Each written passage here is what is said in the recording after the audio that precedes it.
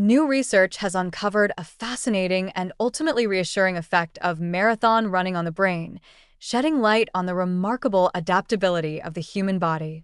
Scientists have found that participating in a marathon temporarily reduces levels of myelin, a crucial insulating material in the brain, but this effect is entirely reversible. Within 2 months, the brain restores its normal myelin levels, suggesting an impressive capacity for self-repair.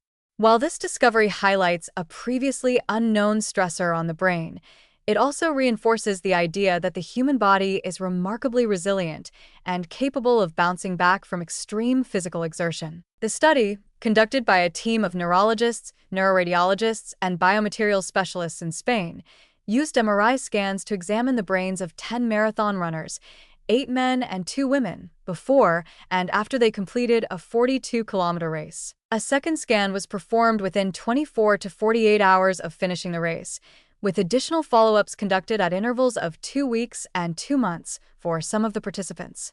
The findings were striking. All runners showed a reduction in myelin levels in certain parts of the brain after the race.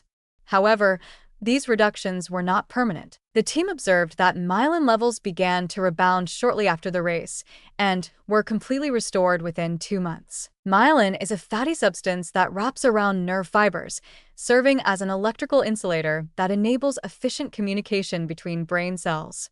It is essential for maintaining the speed and accuracy of neural signals, affecting motor coordination, sensory processing, and even emotional regulation. While a reduction in myelin might sound alarming, the fact that the brain naturally restores it within weeks suggests that this is a temporary physiological response rather than a sign of lasting damage.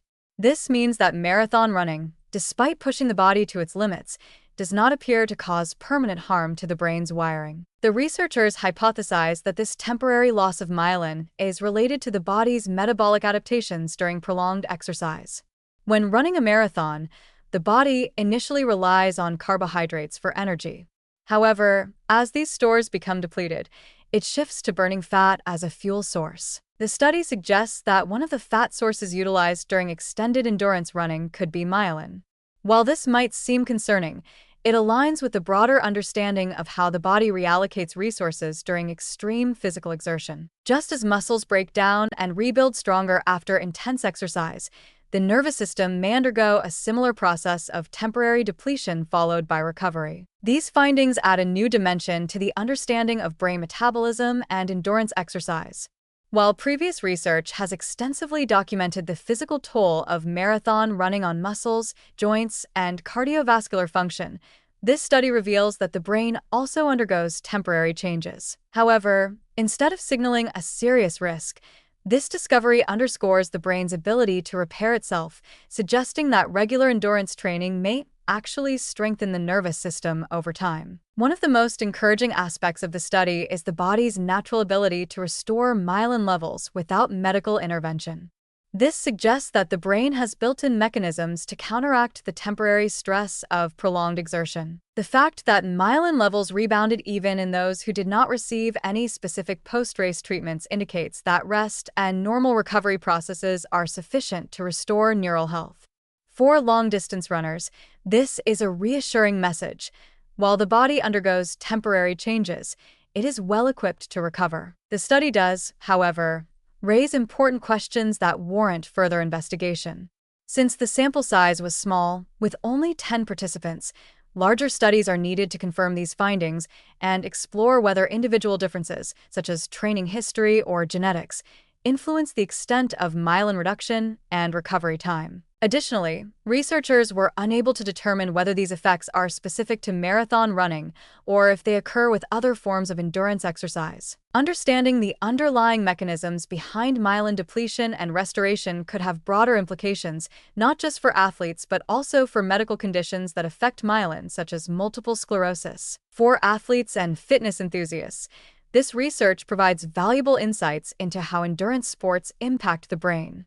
While marathon running is undeniably demanding, it does not appear to cause permanent neurological harm.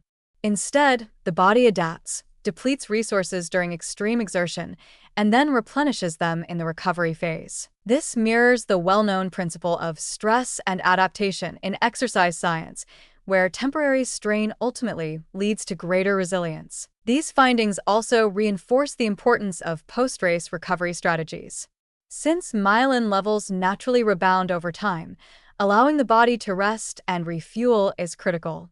Adequate nutrition, hydration, and sleep are likely to support the brain's self-repair mechanisms, ensuring that the recovery process unfolds smoothly. While further research is needed to explore whether specific dietary or training strategies can enhance myelin restoration, this study highlights the body's inherent ability to heal itself. The implications of this research extend beyond the running community.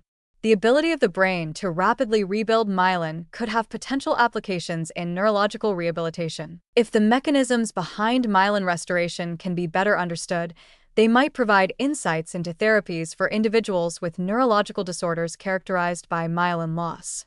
While this remains speculative, it is an exciting avenue for future exploration. Ultimately, the study serves as both a warning and a source of encouragement. It highlights that marathon running places temporary stress on the brain, but it also confirms that this stress is not permanent and is naturally reversed in the weeks following the race. For dedicated runners, this is a reassuring finding. Their passion for endurance sports does not appear to come at the cost of long-term brain health. Instead, the human body once again proves its remarkable ability to adapt, recover, and thrive, even after the grueling challenge of running 26.2 miles.